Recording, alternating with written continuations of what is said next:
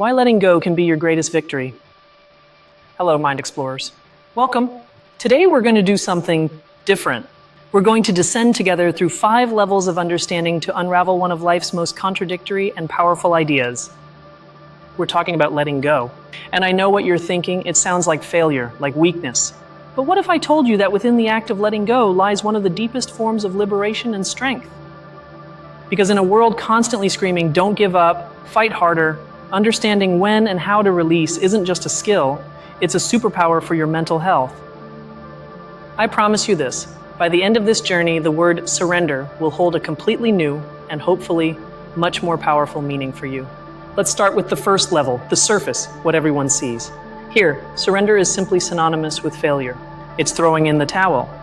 It's when, after a lot of effort, you decide you can't go on and abandon a goal. Simple, direct, and usually viewed as negative. Another surface-level perception is that surrendering is associated with laziness or a lack of character. It's the easy way out, right? This affects everything, from how we view someone who leaves a job they hate, to how we judge ourselves for not being able to stick with an impossible diet. Think of the student who drops out of a degree program they're not passionate about. Many people's immediate reaction is to think, what a shame they didn't have the strength to finish, instead of how brave they dared to change course. And a third point at this superficial layer, we often confuse surrendering with being defeated by someone or something, as if life were a constant competition.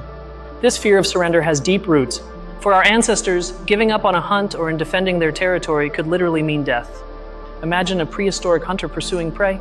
If they gave up too soon, their family wouldn't eat. That fight-to-the-end instinct was hardwired into our brains. So, what we see on the surface is clear. Surrender is bad, it's for the weak, it's losing. But this, my friends, is just the frozen tip of a massive, deep iceberg. But if this is what we see on the surface, what secret engines drive it from beneath? Let's descend to the second level, the hidden mechanisms. Here we discover the first great truth. Often, the fight we refuse to give up isn't with the outside world, but with our own ego. And this is the first key revelation. The ego, that part of us that builds our identity, clings to goals as if they were bricks in its own house. Letting go of a goal is like pulling out a brick, and that absolutely terrifies the ego. Knowing this, you can use it to your advantage.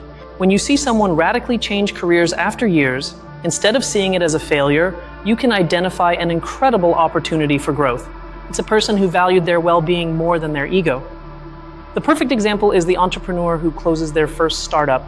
On the surface, it's a failure, but with this new understanding, we see they've gained invaluable experience and the wisdom to know when an idea simply isn't working. They've surrendered to reality so they can start something better. On the flip side, this ego mechanism is a red flag, a warning sign. It helps you detect when you or someone else is trapped in a destructive struggle just to avoid losing or admitting a mistake. Think of a leader who refuses to change a strategy that's clearly failing, driving their team to burnout. They're not fighting for the company, they're fighting for their ego to avoid admitting they were wrong. Recognizing that can save you from following someone into the abyss. There's another process at play here governed by an invisible rule of our brain. Neuroscientists sometimes call it the sunk cost fallacy. The sunk cost fallacy is our brain's tendency to keep investing time, money, or energy into something simply because we've already invested so much. It's as if it says, I've already spent so much, I can't stop now, it would be a waste. You see it every day. It's the person who keeps watching a terrible movie until the end just because they already paid for the ticket.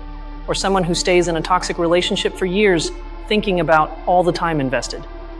Within our minds, this idea of surrender clashes with a fundamental structure, our need for coherence.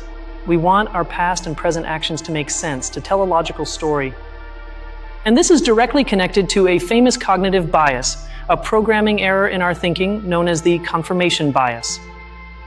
Confirmation bias is, basically, our brain's factory error that makes us seek out, interpret, and remember information that confirms what we already believe. If we believe that giving up is for the weak, we'll only pay attention to stories that confirm that. To actively counteract it, there's a powerful mental strategy. Play devil's advocate with yourself. Deliberately ask, what evidence exists that surrendering in this specific situation would be the stronger, more intelligent decision? So, the moment you recognize this mental trap, the key is to pause and actively force yourself to look for reasons why letting go might be beneficial. Make a list if necessary. Literally write down the pros of surrendering. Let's think about how agriculture shaped this idea. For millennia, success depended on not giving up in the face of a bad harvest, on continuing to sow and hope. Perseverance became the supreme virtue. The takeaway for today is that we no longer live in that world. Our harvests are projects, careers, relationships. And unlike the land, sometimes the best strategy isn't to keep plowing an infertile field, but to have the courage to seek a new one. And here we arrive at the key deduction of this level, the most important principle of action we can extract from all of this. The general rule is this: true strength lies not in the capacity to endure, but in the wisdom to discern what deserves to be endured and what needs to be released. In real life, this means that before you keep fighting, you need to ask yourself an honest question. Am I fighting for the goal itself, or am I fighting to avoid feeling like I've failed? The answer changes everything. Understanding these hidden mechanisms is like going from being a mere sailor at the mercy of the wind to being the captain who understands the currents and tides. It gives you power. But if you thought we had it all figured out, get ready, because here the story gets truly messy. Welcome to the third level, the chaos of reality. Here, easy answers evaporate. And the first great controversy is the line between admirable perseverance and destructive stubbornness. Where the heck is it? On one side, you have those who champion the never give up mindset, claiming that any great human achievement came from not quitting. On the other, there are those who argue that this mindset is toxic and leads to burnout and unhappiness. What's at stake is fundamental. For the first group, it's the possibility of extraordinary success, the life-defining achievement. For the second, it's mental health, well-being, and the right to be happy here and now. Let's challenge a very popular belief, the idea that if you work hard enough, you can achieve anything. Sounds inspiring, right? Well, it's a dangerous myth. The reality is that there are factors outside our control: chance, privilege, economic circumstances, health. Ignoring this and attributing every failure to not trying hard enough is a recipe for guilt and shame. But we love to believe in that myth. Why? Because it gives us an illusion of total control over our lives. It's much more comfortable to think that the universe is fair and that effort is always rewarded than to accept that sometimes it just isn't. And here we find an incredible paradox. To healthily surrender to a goal, you first have to have genuinely committed to it. You can't let go of something you never firmly held. This leaves us with an almost philosophical dilemma. You have to give it your all, as if success depended entirely on you. But at the same time, you have to maintain the wisdom to recognize when the universe is telling you it's time to stop. How do you do both at once? Now let's adopt a critical viewpoint. Modern culture, especially the hustle culture that sometimes defines our work ethic, has turned perseverance into a product. It sells books, courses, seminars. And here's an ethical objection few people raise. Is it fair to glorify never giving up in a society with such stark inequalities? Demanding the same perseverance from someone who starts with every advantage and someone who starts with every disadvantage isn't just naive, it's cruel. Another controversy, surrendering in relationships. Is it an act of self-care or a failure of commitment? Just a few decades ago, giving up on a marriage was an immense social stigma. Today, we often see it more as a brave choice to escape an unhappy situation. Our way of debating this has radically changed, shifting from a focus on social duty to a focus on individual happiness. All this chaos connects to a profound truth of the human condition. We crave certainty, but we live in a world of probabilities. And this creates a fundamental problem for us as a species. How do we teach our children to be resilient and to fight for their dreams without condemning them to a life of frustration if those dreams, for whatever reason, prove unattainable? There's no easy answer. As you can see, in the real world, surrender isn't a simple yes or no decision. It's a complex calculation of ego, emotion, reality, society, and luck. You've survived the chaos. Now it's time to look at the details that separate the merely curious from the truly knowledgeable. Let's descend to the fourth level, that of expert knowledge. Here we find concepts that don't appear in a quick search. The first is the crucial difference between surrendering and quitting. In some schools of thought, like acceptance and commitment therapy, ACT, a form of modern psychotherapy, quitting is abandoning your values.